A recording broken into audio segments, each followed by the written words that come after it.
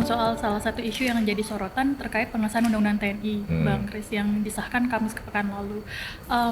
Masih banyak yang berpikir bahwa ada gap informasi sepertinya antara yang tertulis di dalam undang-undang dengan apa yang disampaikan melalui aksi unjuk rasa. Kalau TNI sendiri melihatnya seperti apa, Bang? Mengapa masih ada unjuk rasa saat ini? Ya, kalau saya menganalisanya sepertinya ada kebuntuan komunikasi, artinya antara massa atau adik-adik mahasiswa ini mungkin juga masih membaca draft yang lama, dengan kita juga TNI belum memberitahukan tentang draft yang baru isinya apa, sehingga ada kebuntuan komunikasi di sini, sehingga harus perlunya sosialisasi apa sih isi dari RUU TNI yang baru itu apa, mana pasal-pasal yang dituduhkan bisa menjadi celah untuk masuknya tentang duit fungsi ABRI atau mengembalikan kepada duit fungsi ABRI.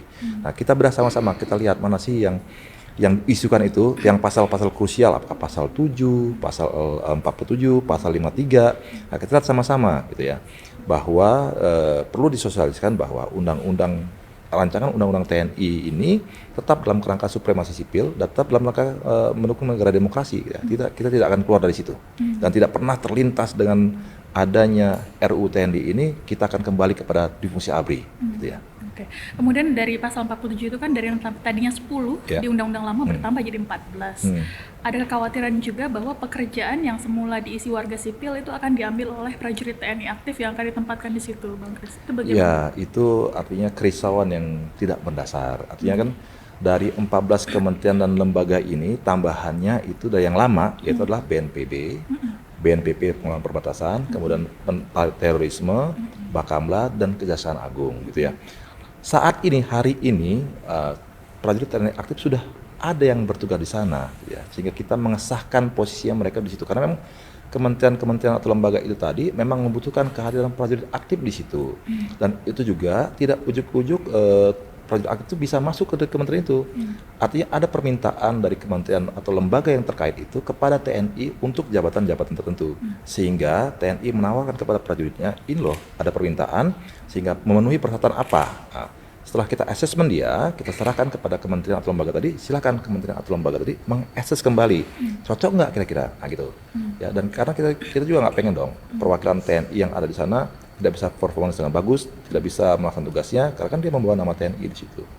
Oke. Nah, gitu. Yang sudah bekerja di luar dari 14 itu, jadi nanti akan langsung mengajukan pengunduran diri atau seperti apa? Ya dong, karena sudah diamankan di Undang-Undang Pasal 47 itu bahwa bagi prajurit TNI aktif yang bertugas di kementerian di luar di 14 yang diamalkan undang-undang, ya harus mengajukan pengunduran diri dari prajurit aktif atau pensiun dini. Tidak boleh itu. Untuk yang direktur Bulog itu berarti akan sudah mengundurkan diri ya, Bang? Ya, untuk direktur Bulog kan sampai saat ini sedang dalam proses, karena itu perlu proses ya untuk pengurusan administrasinya. Toh yang jelas sekarang dia sudah di staf khusus Panglima TNI. Jadi kan staf khusus nggak ada jabatan itu.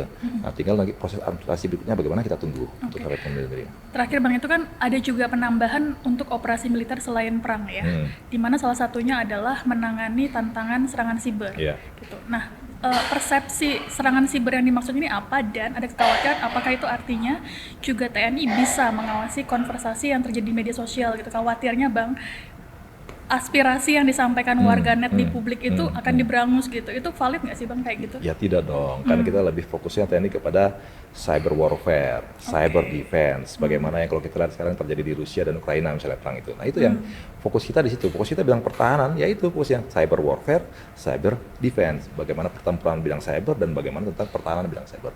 Gak juga untuk harus nanti saya ngehack percakapan di HP-nya Mbak Santi, enggak, itu buat tugas kita untuk itu, ngapain juga, tugas kita lebih besar daripada itu.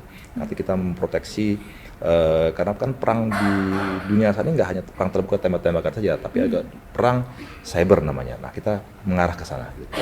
Oke, jadi tidak memonitor konversasi di media sosial seperti itu, tidak ya, Bang? Ya buat apa juga kalau nggak ada tujuan, tidak ada keterkaitan dengan pertahanan negara, gitu.